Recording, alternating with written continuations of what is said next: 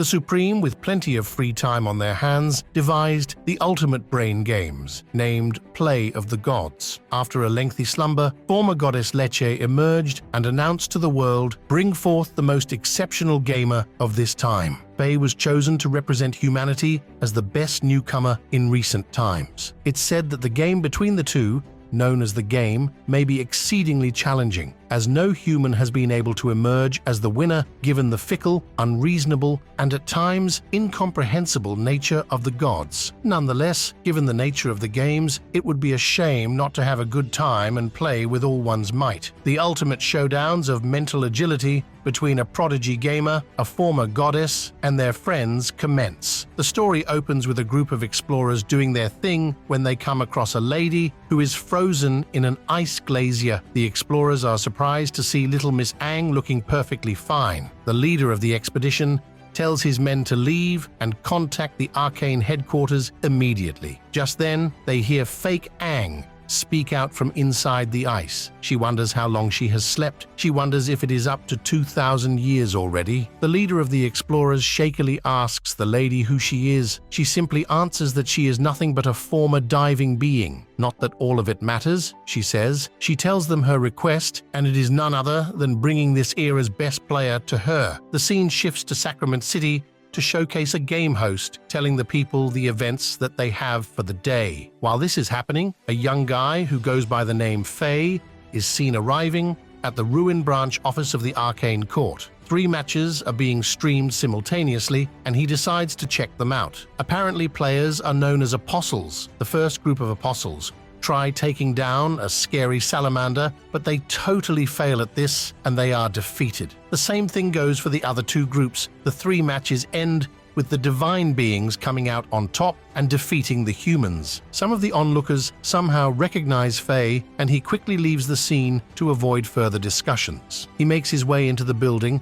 leaving all the players and staff in amazement when they see him. He seems to be popular around there. Just then, the chief secretary, Miranda, steps out to welcome Faye. It's been 6 months since he left, and Miranda teases him that he has lost some weight. Faye left to look for a lady with bright red hair, but doesn't seem to have made progress since he left. Miranda then tells the guy to follow her to the 7th floor because they have something to talk about, and this is not more than the usual, which is the battle between humanity and the divine beings. As they head to the 7th floor, Miranda tells Faye that there is a girl she wants him to meet. The girl apparently asked that they bring her this era's best player, and Miranda says Faye is the go-to person when it comes to this. Miranda explains that the person they are going to meet is a divine being. She was dug out of a permafrost, and while playing tag with some humans, she fell asleep inside an ice glacier, slipping into the Ice Age before coming back to them. She is considered a divine being, but her powers seem to be declining, she says. Miranda talks about the necessity of making sure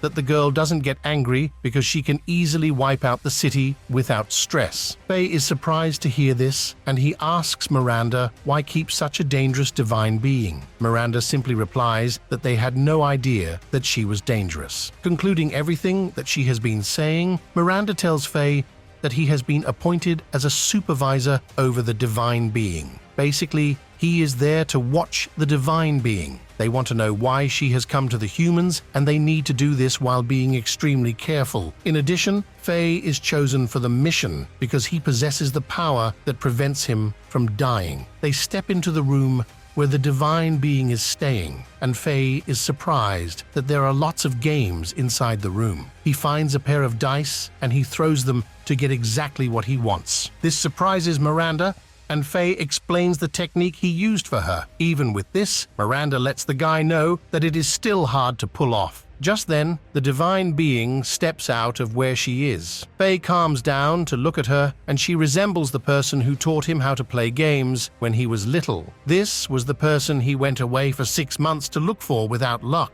Miranda then tells the divine being that she has brought the person she asked for. Apparently, Faye is considered the best in this era because he has won 3 divine games, and he is considered the best and most valuably apostler out there. Miranda then introduces Faye to the girl, and her name is Leolishia, which is Leo for short. Once Miranda is done introducing the two, She steps out of the room, telling them to have fun. Leo wastes no time in telling Faye that they are going to play a game. Faye suggests that they introduce each other first, but Leo lets him know that they are going to get to know each other in the course of the game. It seems that the game they are going to play is not a divine game. Leo puts several cards on the table, and this has several words like hometown, hobbies, dreams, and name written on them. Leo explains that she made the game when she was bored, and she calls it the self-intro memory. She tells Faye how the game works for him. Apparently, the cards are a pair, and whoever manages to find a pair will get to ask the opponent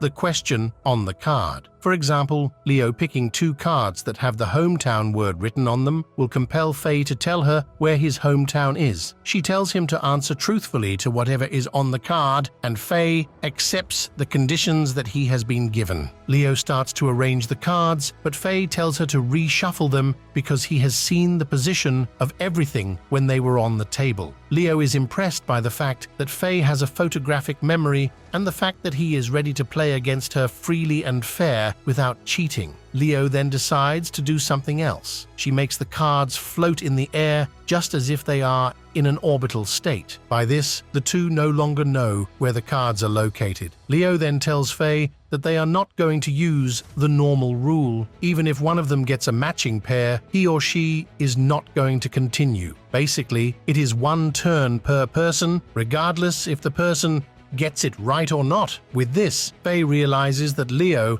has eliminated the possibility of memorizing the cards. Meanwhile, Miranda is watching everything unfold in her office. Faye is required to pick first, and when he does, he picks the hometown and blood type card. He wonders if divine beings have blood to begin with. Leo then tells him that they have fluid running through their body, but it is hotter than lava. She assures him that a drop of her body fluid will melt the entire building, and this is facts. She tells him to match the cards if he wants to know more. It is now Leo's turn to pick her cards. Her posture seems to be a distraction to Faye, and he complains about this. Leo doesn't argue and decides to change the way she is standing to make the game fair. Leo picks her cards, and it turns out to be hometown and name. The two cards are no match, and she returns them to the lot. She is sure that Faye now knows where the matching cards are. Faye proves her right by picking the hometown cards. Leo answers the question and tells Faye that she is from the elements, which is the divine being's playground. This is a place humans call the spiritual realm, and humans need a special door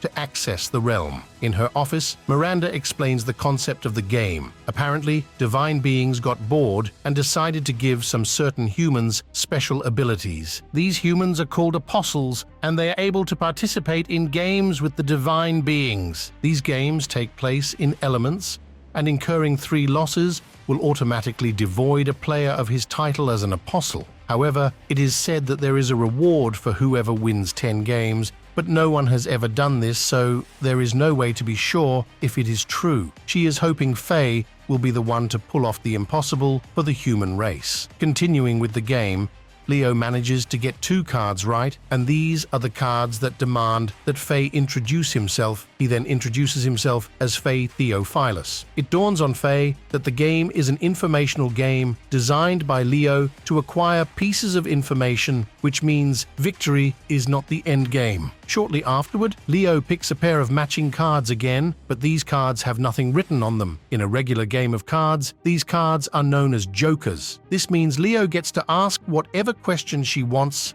since there is nothing written on the card to restrict her. Faye realizes that this is what Leo has been after since the start of the game. It is time for her to ask her question, and she decides to get serious with Faye. Her face brightens up, and her entire body starts to glow menacingly. She lets Faye know that she is not playing with him, and would end him if he provides the wrong answer to the question she is about to ask him. Leo then asks Faye the real reason he tried getting close to her. Faye realizes that the girl is still very much a divine being, and there is no assurance that her powers are actually declining. Faye thinks hard about this and decides to come clean to the girl. He tells Leo that his main objective is to keep an eye on Leo as directed by Miranda. Miranda hears this in her office and immediately gets scared because she knows what will happen if Leo gets agitated. After answering the question, Leo lets her guard down and tells Faye that she appreciates him telling her the truth. She considers Leo a good human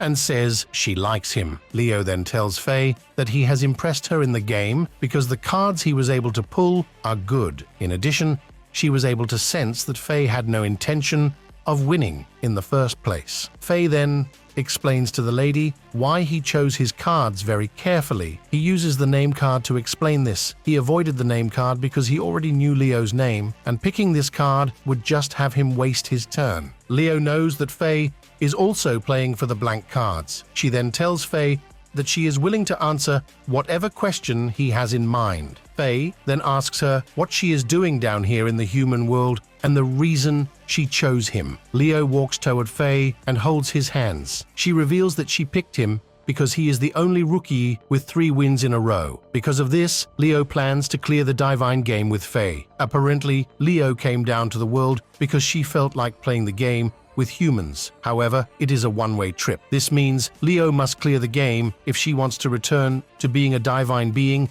and also go back to elements. This is when it dawns on Faye that the reward for clearing the game is that they get any wish that they want. Leo even makes it interesting when she sees the wish is not limited to 1. Once she has explained all of this to Faye, she drags him out of the room and says it is time for business. They soon get to the dive center that is located inside the arcane court, and Leo cannot wait to participate in the game because she has been looking for a human like Faye for a long time now. They dive into the spiritual realm and they come across their first enemy, which appears to be a lava monster. This sets the foundation for many more battles to come in the future.